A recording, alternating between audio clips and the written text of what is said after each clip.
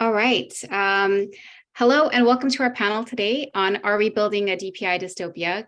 Good morning, good afternoon, or good evening to you all, depending on where you are joining us from. My name is Sarah Faruqi, and I'm the product owner of the Catalog of Digital Solutions at the Digital Impact Alliance, and I will be the moderator and host for today's discussion. The Digital Impact Alliance has a vision that everyone everywhere has access to the trusted digital tools they need to fully participate in society. At the Alliance, we're navigating this fast-moving space of digital technology, particularly that of national digital transformation, so that countries can accelerate access to life-changing technology and trusted innovation for all.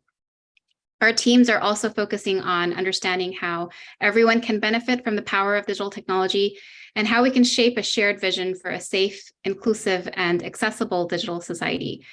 I'm excited to be joined by four panelists who I will introduce in just a second, and they will help us unpack today's question. Are we building a DPI dystopia? The last decade has seen an exciting progression on the development of digital public infrastructure, or DPI. And many national governments are recognizing the potential of digital technology to leapfrog advancements in the services they provide to their citizens. And so much progress has been made in the ways in which people are now connected, in the benefits to innovation, progress, and the promise that digital holds.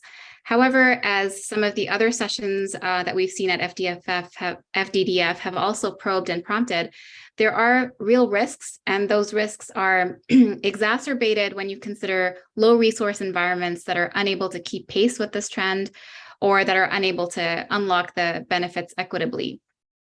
At the same time, we see that the conversation on DPI is forging forward, with some exemplar countries demonstrating a proof of concept, and which is fueling more donor and investment interest to replicate or extend those models to other countries. The widely accepted triad of DPI are digital ID systems, digital payments, and data exchange, which can leverage whole of government digital transformation in a cost-effective manner. But while digital infrastructure promises efficiencies and financial benefit, what are the risks and pitfalls? And what are the issues in financing, in design, in governance that intersect with the technological and innovation aspect and that deserve our attention as a digital development community? So joining me today are our panelists, who are key thought leaders and practitioners, to help share their insights and to help us unpack some of the broader considerations. I can't do justice by introducing them comprehensively in the limited time that we have, but briefly, we're joined by David Porteous. He's the founder and CEO of Integral Governance Solutions and the co-founder and chair of the capacity building platform Digital Frontiers. His experience spans multiple countries in the domains of fintech and development finance and education technology, and in supporting and enhancing decision-making for digital public infrastructure. So welcome, David. Ravi Shankar Chaturvedi is the co-founder and director of research of Digital Planet, an interdisciplinary research platform which measures the impact of digital innovations on the world and provides actionable insights to policymakers, businesses, investors, and innovators. He has written several widely cited and influential articles in business and international affairs, publications, and advises country governments and blue chip companies around the world on digital transformation. Welcome, Ravi. Catherine Druckmann is an Intel open source evangelist and a co-host of podcasts Reality 2.0 and Floss Weekly, a longtime Drupal enthusiast and former director of digital experience for Linux Journal. She's a 15-year veteran of the marvelous world of open source software. Welcome, Catherine. And last but not least, Peter Rabley is a technology executive, investor, and geographer with 30 years of experience creating and operating geospatial businesses that map the Earth to improve lives and protect the resources of our planet. Most recently, he is the founder of Place, a nonprofit data trust, which makes mapping more accessible and affordable so that decision makers have the data they need to improve the places around them. Welcome, Peter. And thank you all for being here to share your insights and expertise with the rest of us. As our panel kicks off, there are two ways that you can join in the conversation as an audience member. You can engage with our panelists by asking your questions in the Slido link that Victoria, my colleague, will share in the chat. And if you upvote the questions from your fellow audience members, we're going to leave some time for Q&A at the end, and we'll take those in order of the number of votes that they receive. If the conversation gets heated and we're unable to get to everyone's questions, we will try to get your questions answered via email after the event. So be sure to leave your email addresses in the question as well. In addition, there will also be a link to a Jamboard where we want all of you to weigh in on today's topic. Are we building a DPI dystopia? So share your thoughts on what some of the benefits and concerns are that you all are thinking of by using a sticky note and adding your views. So to our panelists, the topic is, are we building a DPI dystopia? And dystopia is a really heavy word, and I'd like to open by asking each of you to take a few minutes to demystify what digital public infrastructure is, perhaps sharing where you've seen it in action as well, and then jump right into the topic to tell us what the top risks and concerns that you have that really make you pause or scratch your head or keep you up at night with this new acceleration towards DPI. And I'd like to give the floor to David to start with. Sarah, thank you. And it's great to be with you all here today. So Sarah, the best way I can think of to demystify this latest acronym on the block, DPI. In fact, actually, most recent I've just heard is FDDF, but this is now the second most recent acronym, is to think of two of the areas in which I've worked myself, which makes it real for me. Two of the triad that you mentioned, of payment systems, where I've been involved in the last 20 years or so, and more recently, maybe the last 7 years, digital identity systems. And if we think about those as examples, they're obviously digital. They also clearly are infrastructures in the sense that they're there to support use cases on top of them for broader public benefit. No one makes a payment for its own sake, right? You do that to achieve something else. And then if we think about the P, the public part, that's a little harder, because if we think of it as a notion of scale, payment systems, we have at all types of scale, from quite small scale right up to national scale. And we even have language in payment systems for some of the risks of that. We talk about systemically important payment systems, for example, and we can extend above national scale, even to international scale. You can think of the likes of Visa or MasterCard as being forms of international payment infrastructure. But even just mentioning them kind of raises another angle on this public question, because we refer to them as large public companies, right? They're listed on stock exchanges, but of course they're owned by private shareholders. And we see that in payment systems. We see this full spectrum from privately owned solutions, operated, through kind of cooperatively owned by their members solutions, often by groups of banks, sometimes fintechs, all the way through to government owned and operated solutions. And Sarah, some of that complexity relates to what does keep me up at night, because coming out of those domains, payment systems in particular, one of my fears is, as we see this acceleration that you mentioned and the proliferation of infrastructures, is simply that they'll be ineffective, that we might see a whole landscape full of kind of white elephant infrastructures. White elephant in the sense that they're expensive to build and to operate, but just simply not very useful. They don't achieve their defined purpose. And of course, this is not exclusive to the digital domain. We've all seen this in the physical domain, where we've seen the bridges to nowhere and the airports in the middle of nowhere. But it just feels like in the digital space, we face some heightened risks, because in the cyber world, it's kind of out of sight, out of mind for a lot of people. You don't see the failures, the graveyards, if you like, of failure. Also, sometimes it seems beguilingly cheap just to have a go. And yet, in my experience, the opportunity costs, the coordination costs of getting effective digital public infrastructure working are quite high. And the key to that, Sarah, I think does come back to this question of governance. How do you make the pieces work well together, whether they're privately owned, but perhaps publicly overseen? And so it's this combination of external governance, oversight, regulation, with the internal mechanisms for decision-making, which to me are the most important ways to be thinking about how to avoid that risk that keeps me up at night. So I look forward to further discussion around what that might look like. Yeah, thanks, David. We're going to come back to you on this interesting point you make on the opportunity costs, but I'd like to turn to Peter and pose the same opening question to you. Can you share your experiences with DPI and what are your top concerns? Oh, thanks, Sarah. And to echo David, it's a pleasure to be here, and thanks for asking me. So first, perhaps I frame my understanding of DPI and take each of those letters in sequence. So I'll focus on the public. When I hear DPI and I see public, I really frame it in the sense of the delivery of a public good, and therefore something that the government itself is providing as a public good, as a service to either citizens, private sector, civil society organizations, and so forth. And I rest on the definition of a public good from economists, which would be a non-rivalrous, non-excludable good and related service.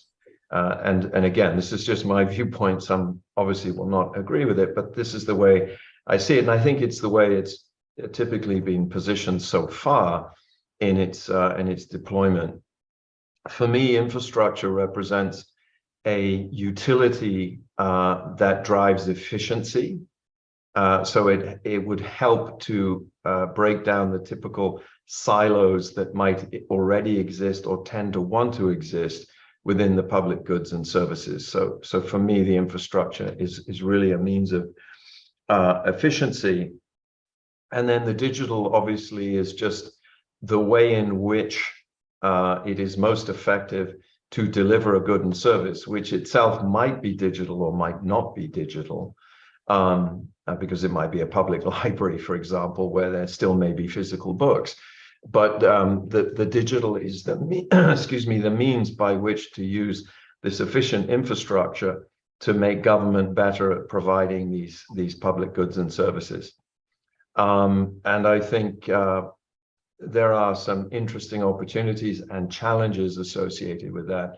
The one I'll start with and leave it there for discussion is that government is probably not the place I would go for the efficient use of digital infrastructure. And I think the pace of change and some of the complexity related to infrastructure is very hard for government in many of its incarnations to keep up with, particularly in emerging economies, which leads to the problem of pilotitis, one-offs, projects, and a lack of sustainability and funding for the delivery of it. And I think sometimes we look at certain examples, say Singapore, and say, well, why can't we repeat Singapore elsewhere?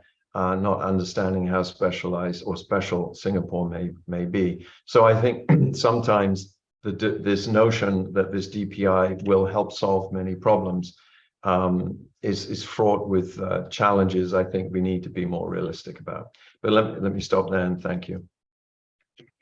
Yeah, that's a really interesting point you're making on what the definitions are, and can we agree on them piecemeal or for streamline that across different archetypes of countries as well.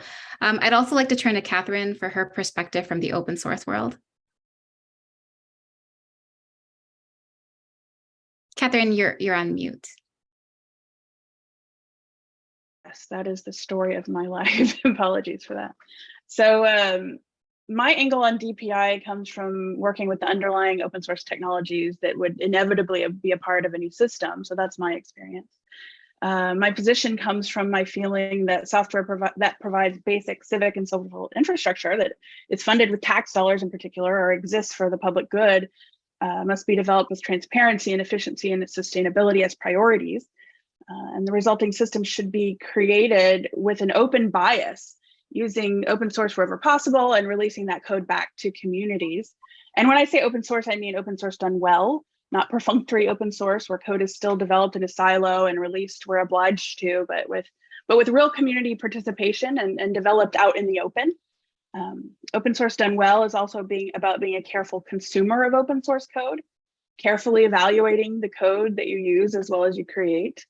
I think when infrastructures for basic activities like payments and IDs and communications exist only within walled gardens and as proprietary solutions inside walled gardens, that are wholly controlled by service providers, you have about as much privacy and agency as the provider is willing to give you. And a better future exists where infrastructures are created with open solutions and open standards and protocols, which is important to remember. And those that create transparent development and interoperability. Done right, this creates more opportunity for ensuring user agency, ensuring data privacy compliance, providing the opportunity for verifiable security. And something you asked is, offline is what keeps us up at night? And my primary concerns are still generally around data privacy and security. They're related but distinct. I also worry that we'll focus too much on technical solutions and not enough on social ones.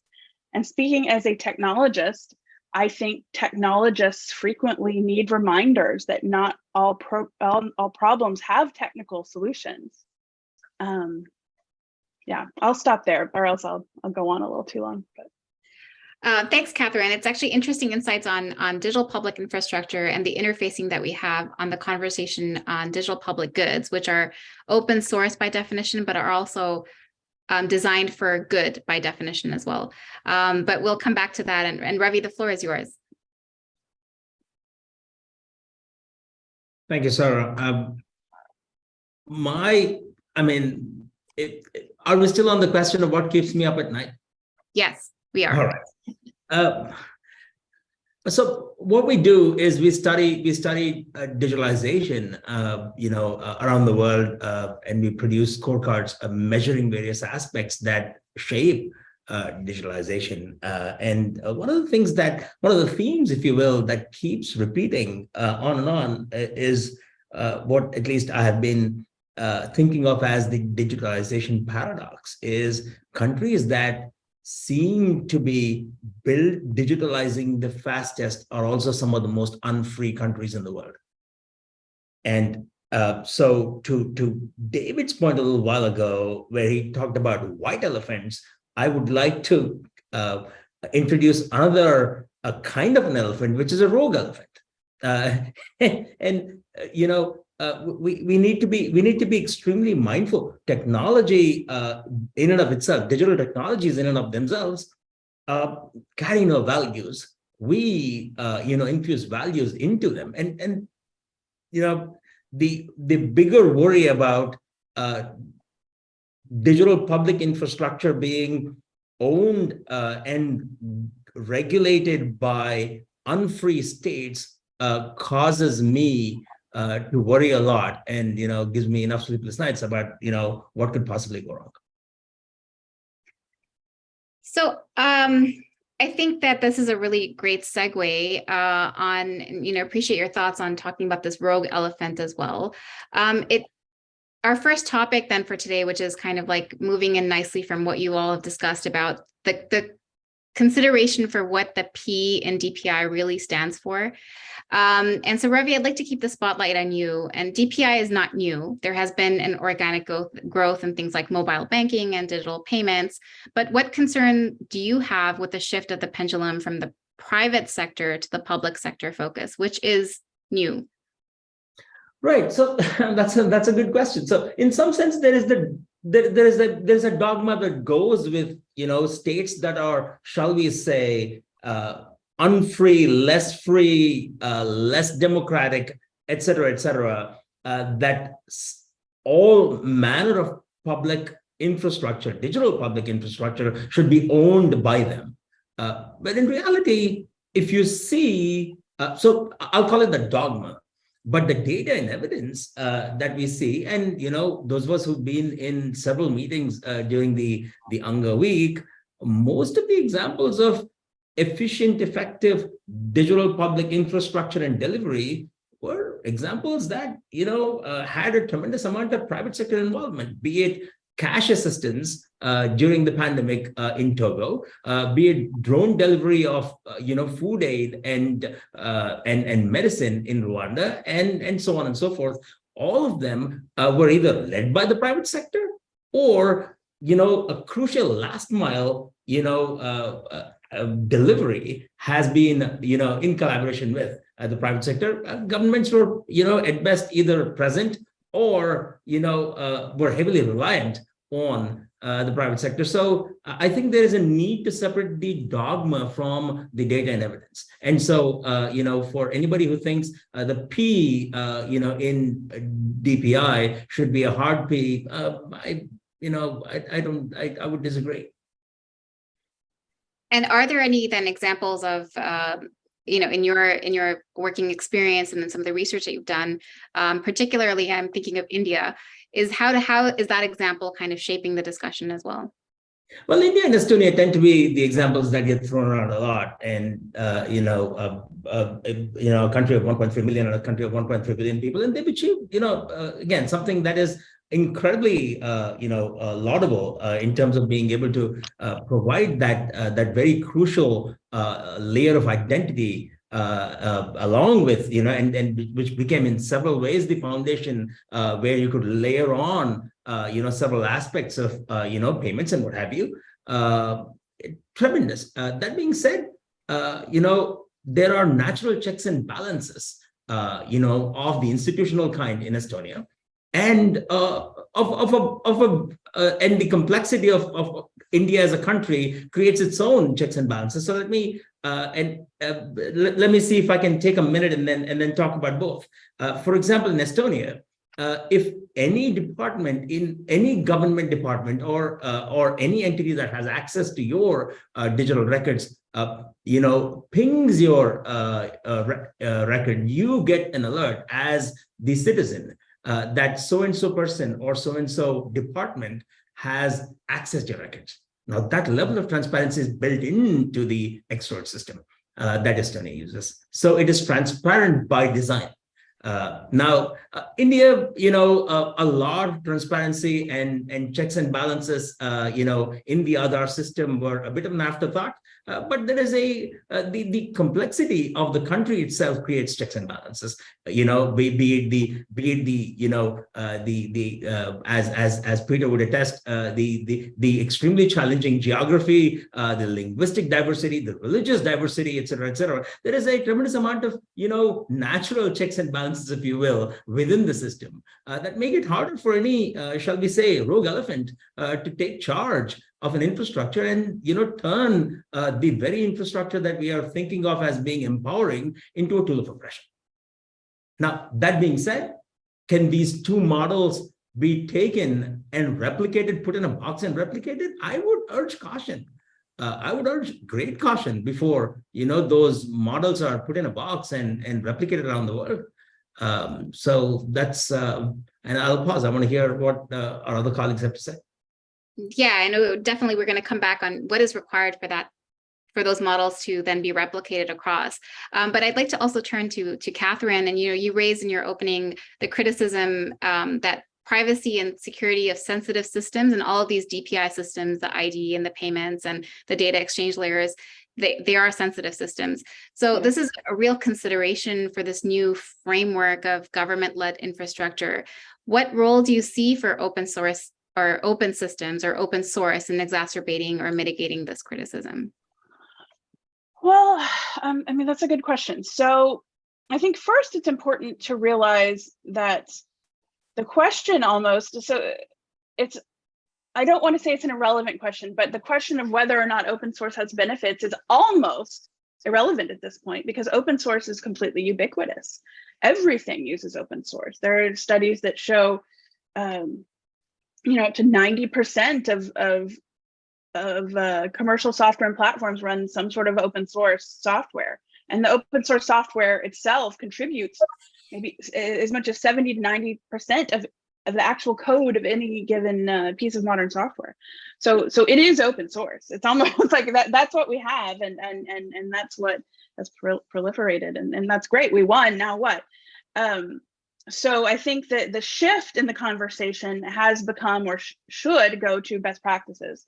It's there is tremendous work being done to ensure the security of software delivery, the software development cycle, all of that, and all of those things work toward a safer world for everybody, including the software being developed for public infrastructure.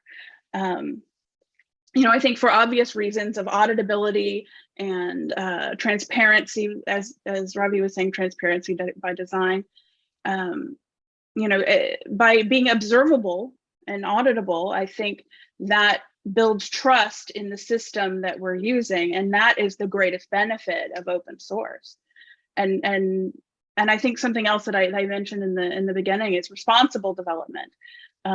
Just because it's free does not mean it does not require, it's free as in puppy, as we like to say in the open source world. It requires care and feeding and careful evaluation and careful maintenance and all of these things. And the freedom does not negate the need for responsible development. So I think what I'm hearing from both of you that is it's not the technology itself, but it's more about the structures that are going to be built alongside that. And so I'd like to actually then turn to David and ask, bring you into the conversation, because you brought up this question of, the white elephant graveyards as well. With the growing focus on DPI and the public policy component, which is this P that we're talking about in DPI, how important is it for DPI to be safe and trusted? And how do we ensure that those appropriate and proper safeguards are in place? So what is the other stuff that is required here?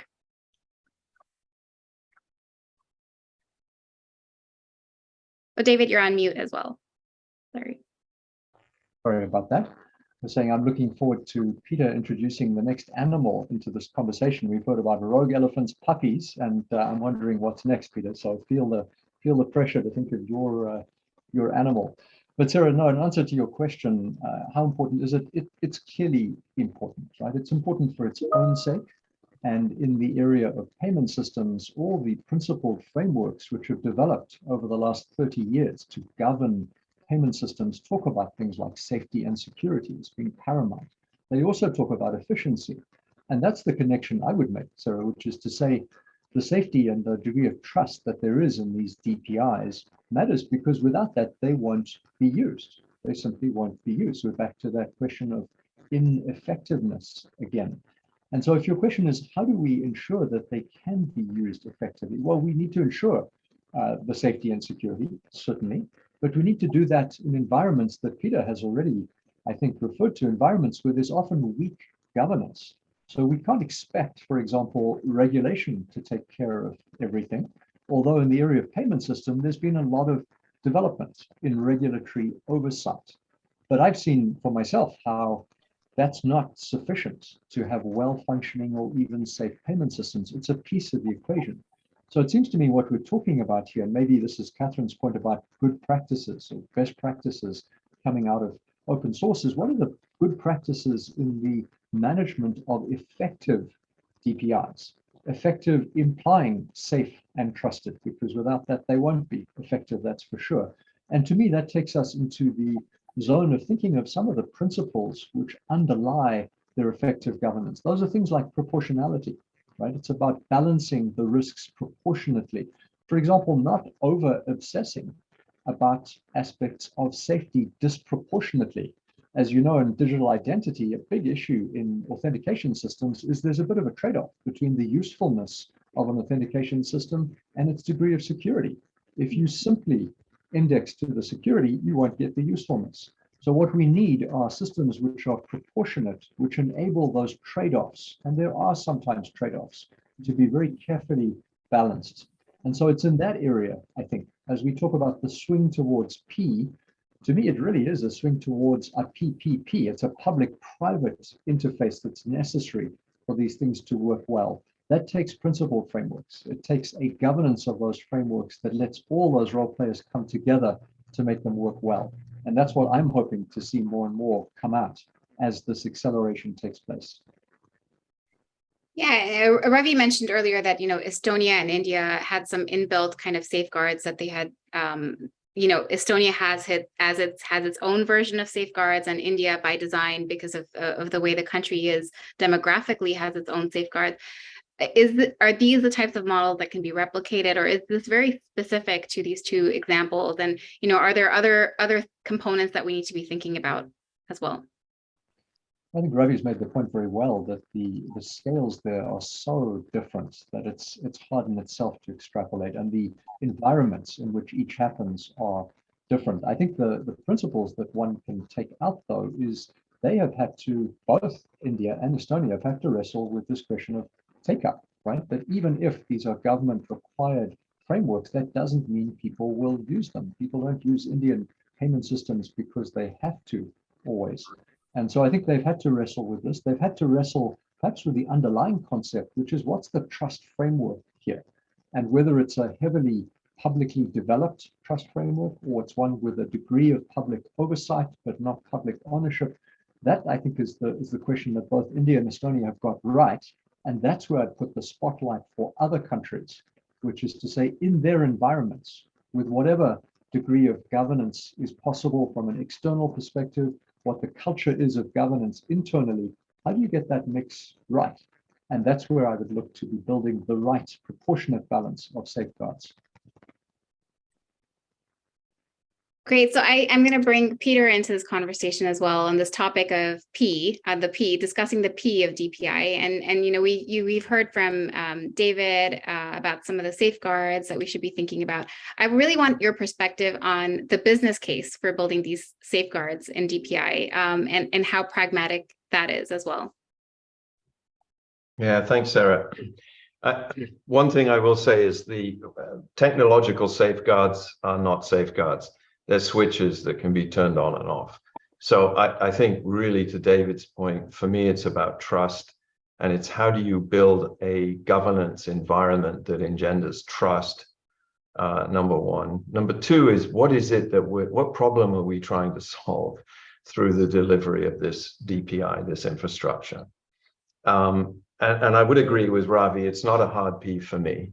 Because I think the failure of a public good, I come back to the public good, but the failure of the public good indicates that the government has struggled over decades in some cases, despite billions of dollars of assistance from multilateral and bilateral agencies. So to keep doing that is rather like beating yourself in the head with a hammer. Yeah, it feels really good when you stop, right? So how do you create a new environment that says we have to find another way to deliver a public good? And it requires a partnership of those that would all benefit from having this thing, this delivery of this public good in place. And I think too often we under-index on the private sector because any solution has got to enable and create innovation opportunities for private sector and frankly for the civil society as well. So how do you create a governance environment that allows everybody to participate in a way that in theory can be held to account and is relatively transparent? I would push back on this notion of open source. I just think it just doesn't really matter so much. The biggest DPIs in the world are completely closed code systems, whether it's Google or Meta or anyone else. So that doesn't relate to the efficiency of delivering a DPI. It's why the trust and governance becomes, in my mind, so much more important. I would leave you with one example. And in fact, we had, while I was at a Media Network, we funded Princeton to do a case study around something called TIGER, T-I-G-E-R, which is probably one of the very first DPIs created in the 70s with the US Census Bureau, which was faced with a tremendous issue of a paper-based system with a growing diverse geography and peoples requiring census quickly and on time. And here was this burgeoning use of computers. And so TIGER is a topologically encoded geographic reference file, which was a way of building a base map for the entire country that would put addresses on it and allow what's called the geocoding or the positioning of all of these census questionnaires. And after spending at the time $400 million, which in today's terms would be many, many billions of dollars, around technology, which was both a mix of Oracle and other, some open source, but they couldn't get to scale within census and open source, so they ended up going to Oracle, and now it's a different mix. But they decided, most importantly, to publish this entire infrastructure as a public good at the cost of replication. And so today's Google Maps that we see in the US are directly related to this public good and infrastructure that was published and invested for the purpose of making the census more efficient, effective, and transparent. But it had this enormous byproduct that wasn't there by design, but created an entire industry. And in fact, undergirds much of what we do with location-based services here in the United States. So again, I think harnessing all of this opportunity and innovation, and the last point is the reason the census did it is because there was no business case for a company to spend that much money at that time to create that layer of infrastructure. And it was only government for its own need that would do it, and then it released it and it created this opportunity. So I very much, find myself in that realm. And how can we take these opportunities and help governments create public goods that have tremendous opportunities for others? Yeah, and I think I hear you when you say that there is a criticism of government that it's a very slow-moving, bureaucratic kind of entity. But you can flip that around as well and think of it as it is an entity that tends to outlast some of the other institutions that we're discussing that are relevant to this discussion of DPI. So how do we balance that when we talk about the P and the government being the entity which can really have the outreach and the impact to citizen services that it can because of the way their programs are structured? I'm just trying to get at how do we include them in this conversation in a way that's productive? If we're going to contain and keep everything privatized and make these systems privatized, how do we meaningfully get the participation of government, which is going to be very, very important? You want me to follow up? Yes. Yes. Okay. All right. Well, if I put it in the context of mapping, right, and mapping data as a public good, which is a failed public good in many, many instances, the fact is that despite private companies like the likes of Snap, Niantic Labs, and others spending billions of dollars to map the world for their own purposes, whether it be virtual reality or augmented reality and game related or precision and navigation and other purposes. The fact is, because of market forces, no one entity is going to get to scale on something like mapping data, because company X is not going to build a product base on its competitors Y mapping infrastructure and vice versa. So what ends up happening is they end up redundantly, right, paying for collecting mapping data that's not really core to their business, but they need it. So that's the classic market inefficiency around a public good that has failed.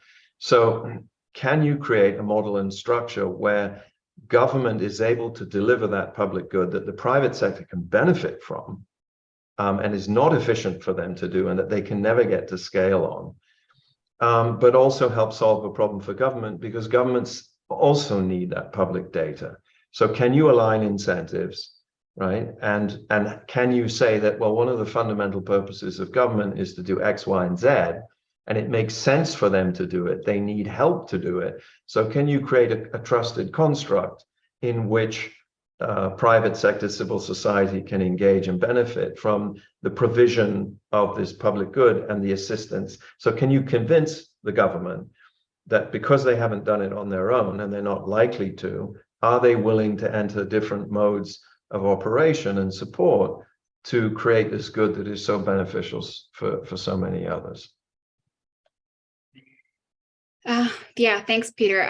Before we do move on to the next topic, I do want to kind of also revert back to Catherine, because there is this kind of this criticism brewing of open source and, as well. So in this, the criticism is that, can open source solutions be sustainable, and what does require for them to be sustainable so that we're not dealing with the graveyards and the, the other criticism that Peter raised as well.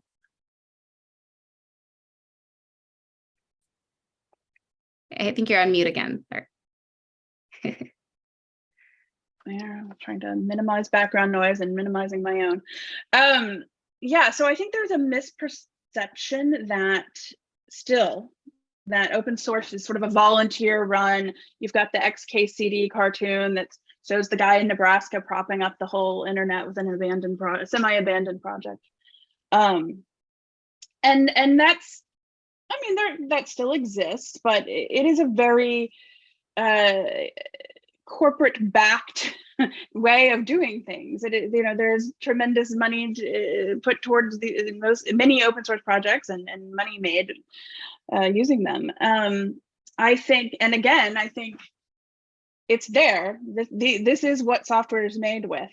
You know, whether we agree or disagree. I think, and I think to the point of sustainability, I think the important point to remember is just that whatever type of project you're developing, part of the focus of it, especially since inevitably you will be using open source components, I think part of the planning phase, part of the design needs to be ensuring that you have the support and a sustainable model with the talent, the developer talent. You need to make sure, again, you're vetting the ingredients in your product properly. You know, consider it like food. You don't eat something if you don't know what's in it. You need to know what's in the software you're using, and all of that goes towards sustainability. You need to know that you're not going to have to replace some abandoned project. In other words, you need to use projects that come from healthy communities and healthy development best practices, and all of those things. Then, you know, I don't think the worry of abandoned projects becomes such an issue if you have developed with all of those best practices in mind, and also if you focus on things like interoperability and you know, sustainable coding practices, making things that are worth picking up and reusing if they become abandoned. So, you know, I think there are many ways to look at that, but it's just not such a great concern. I have greater concerns, which go back to some of the other questions that maybe you'll get to about, again, privacy and surveillance. And I think the benefit of investing in open systems far outweighs any risks, because there are greater dangers in relying on software that creates silos. Yeah, great. Certainly some ethical and business considerations that we can continue to unpack as well. If you're just joining us in the audience, we are joined today by David Porteous, Ravi Shankar Chaturvedi, Catherine Druckman, and Peter Rabley, and we're discussing this topic on are we building a DPI dystopia? So I want to now kind of switch gears and approach a second topic of what are the variables or the important variables for DPI. And Ravi, I'd like to go back to you. As we talk about these foundational layers of DPI, again, digital ID, digital payments, and data, these are all sensitive in nature. So is a neutral DPI a plausible path forward? And how much of this conversation is really intertwined? We've heard that it is, but how important does it become to then balance that out with the political, social, and economic fabric? Right. So there's a lot in that question. So let's see if we can unpack some aspects of those. I mean, as I mentioned a little while ago, technology in and of itself has no values. We infuse those values into it. So when we say, you know, when we say neutral DPI, I'll be slightly provocative. I don't think it should be neutral. I do not think it should be neutral. I think it should have a set of values that, you know, that shape free societies infused in it. So when, you know, while we are, you know, while we are, shall we say, keen to, you know, spread the advantages and the benefits of digital public infrastructure to the world, we should be clear-eyed about, you know, the potential for misuse, and we should create and ensure that, you know, there are norms and rules baked in that guide, guard, and govern, you know, said infrastructure. So I would say there needs to be, you know, in the same way that, you know, there is a body like the IAEA, the International Atomic Energy Agency that oversees, peaceful use of nuclear technologies. The OSCE and several other institutions, entities that oversee free and fair elections around the world. There needs to be a mechanism, a way in which a body that oversees and and can go beyond just naming and shaming, even scoring and stating which states, which subnational units are using DPIs for means well, and which ones are using for means ill. And the fact that there isn't any conversation about any body overseeing any kind of oversight bothers me. It really does. Are you seeing any kind of governance bodies pop up then? Is there any kind of initiatives like that are coming alongside this DPI conversation? Well, there are people who tend to, where there are reasonable amounts of data available. There are, there are folks who create scorecards, but beyond that, there needs to be particular attention, especially, when David mentioned a little while ago about, P being public-private. The other P is philanthropic, and tremendous amounts of philanthropic money, with a level of, shall we say, impatient optimism, chasing, this goal.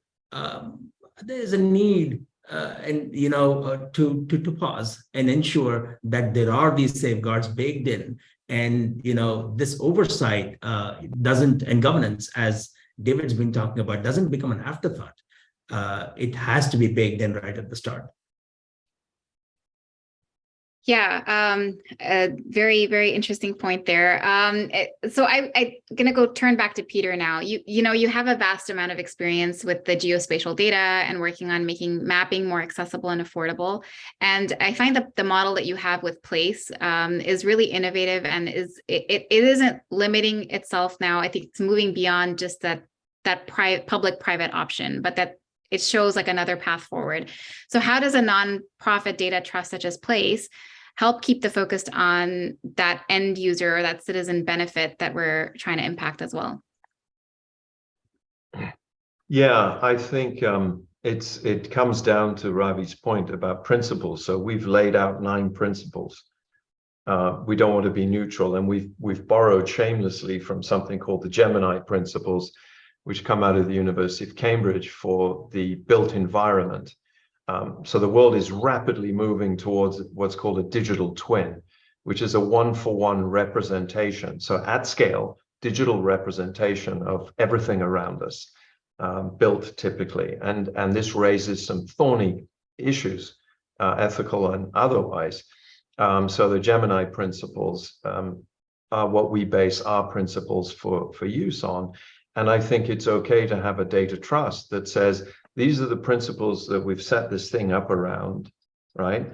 One of which is do no harm as much as you can and be aware of unintended consequences. And so be cautious about releasing data by default into the open. I think we've learned, unfortunately, through the Signal Code and the Signal program at Harvard, that simply releasing high-resolution mapping data can bring significant negative unintended consequences, including death at scale. So there has to be a sensible way to do it. You build around these principles, and everyone who can benefit then from that club, if you will, that trusted environment, can move forward. And I would stress trust. We've heard it many times in the conversation that we've had today, and I can't overemphasize how important that trust. And then the question is to this whole process: how do you build trust? How do you get legitimacy? You do it by being accountable and transparent, but you also allow engagement of many parties in the process in which you run this trust. And that's been central to how we've structured it as well, that everyone has to have a voice, and you have to have a governance mechanism that allows people to vote on things that come up that are of interest. So we've spent a lot of time thinking about that. And I guess to Ravi's question about why and should we have an international standards body or some organization that would oversee it, we're trying to create that within our own community and our own trust. I would say probably the reason that we don't have something for DPI is that some of the largest gorillas, and there you are, David, there's your animal, in the room, don't leverage DPIs. So the US and many others are terrible at having any concept of DPI, whether it's at the county, city level, state level, or even the national level. Frankly, we stink at it, and many other large countries do. So I would caution the philanthropic push, which is to do unto others when we ourselves haven't done to ourselves. And I think that will be a rate limiter on an international kind of organization, or should be. So I'll stop there. Yeah, and you raise a really good point. Again, it's of trust and legitimacy, and I think trust and legitimacy also goes back to how that philanthropic money that that was raised earlier, that Ravi raised. How is that being used in a trusted way? And so I'd like to turn to David as well. A lot of money, donor money, is going towards open source digital infrastructure like MOSIP and Mojaloop, et cetera. Are you excited about this trend? And do Catherine's points alleviate your concerns, or do you share the same worry as Ravi here on and Peter as well? Yeah, so am I excited about greater focus and even investment? Yes, and if I can say, simply because we've seen how in the private world, what bubbles can do. Bubbles in venture capital, right, results eventually in pops. There's that risk if too much money chases weak governance environments of seeing some of those pops as well.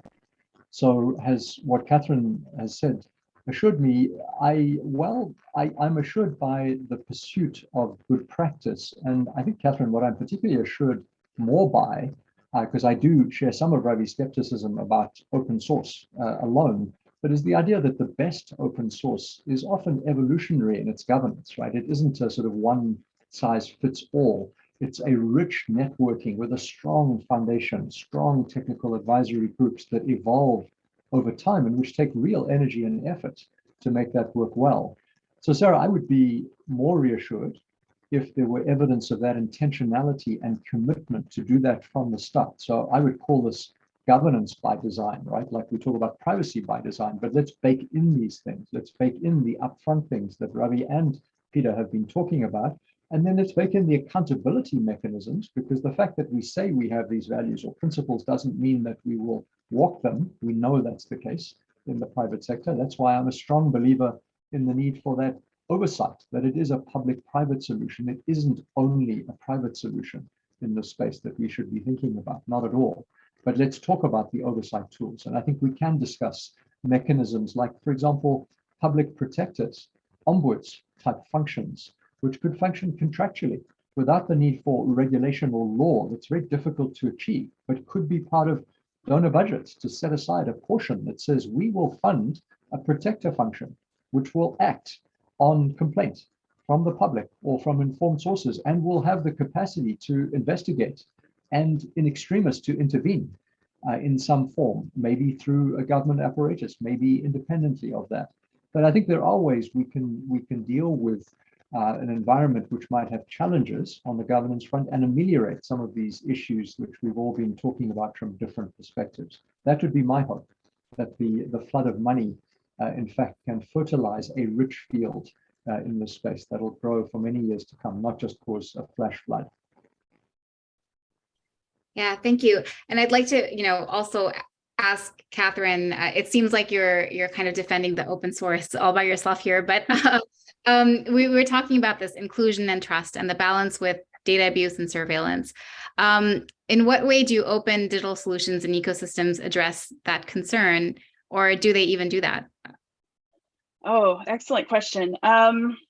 So first, I want to go back and acknowledge I absolutely agree with David about governance structures in open source projects, because I think, again, when I talk about thinking about sustainability in the planning phase, that's part of it too, absolutely, is making sure you have those strong governance policies. But as far as addressing surveillance and that sort of thing and building trust, that's a complicated one. These are very human problems. It's not necessarily something that has an obvious technical solution, because again, it all goes back to intent, and it goes back to the design phase and the conceptual phase of a lot of this. And I think maybe one of the things I should have mentioned that keeps me up at night is related to our avoiding replicating our current surveillance model. Shoshana Zuboff coined the phrase surveillance capitalism in response to the current state of capture and commodification of personal data for profit. And even though we're talking about public systems, I think the surveillance capitalist conditions are so ingrained with how much of the world approaches technology that I fear that without careful efforts to prevent it, they can make their way into DPI systems. So I have concerns about overt surveillance. I have concerns about digital footprints, the trail of data that we all leave behind. And I think my feeling is that open source and open protocols help shift the balance of power a little bit more back to the user and back to communities if done right. Look at, for example, what we're seeing with Twitter right now. People all over the world are suddenly empowered to run their own Mastodon servers and to participate in federated social media, using an open protocol, which then breaks them free from the Twitter silo. And I think that type of idea is something that could be applied to public infrastructure as well. Again, it's about prioritizing interoperability, prioritizing open protocols, and again, keeping things like inclusion and trust in mind from the absolute beginning. I think, unfortunately, also, vulnerable populations tend to be the most at risk for data privacy violations. I think those that have less ability to advocate for themselves or choose to opt out of a particular technical solution. In low resource areas, digital solutions can make a huge impact, but there's also, I think, opportunity for exploitation and misuse of data, if people don't have the options and if the options they are given are not carefully developed. So yes, I think absolutely, inclusion has to be at the forefront. It's the only way to really build trust. But again, it's about intent, and open source can address part of it through transparency and auditability, and governance structure to achieve, to make sure you maintain that transparency. But these are human initiatives, and they require human effort around access and removing unconscious design bias, maintaining a focus on usability, designing with accessibility in mind, and just making sure that no one's left out. Great, thank you. And we are really running out of time. There is one question that's come in for David, which is, what is your thoughts on the proposal of fiduciary responsibility for those dealing with publicly identifiable information? Yeah, so I think fiduciary responsibility is a step in the right direction there. One would have to define quite carefully what that means. And as we know from corporate governance, applying fiduciary responsibility, there's a long history of court cases that work that out. We would need a similar concept of guidance to make this practical in the newer context we're talking about now. But I think thinking of notions like that, of responsibility that extend beyond the particular site, is potentially helpful and useful. It's great. And we are at the tail end of our hour together. There are so many other questions that I'm left with that I wish I could spend another couple of hours with you all. I did hear, we need to talk more about oversights and governance bodies, and we need to really focus on the inclusion in the design of how we're designing DPI solutions. And these are the beginnings of many future conversations to come, I hope. And I think that's a great note to end on. Once again, if your question did not get answered, we'll move the conversation to email and make those connections. Catherine, Ravi, Peter, and David, thank you all for imparting your wisdom and sharing your learnings with us. I personally leave with a more nuanced understanding of DPI, and I want to thank you all in the audience for being here and enriching the discussion as well. So I hope you enjoy the remainder of the FDDF event and whatever is left of it, and I hope you have a great rest of the week. Thank you all.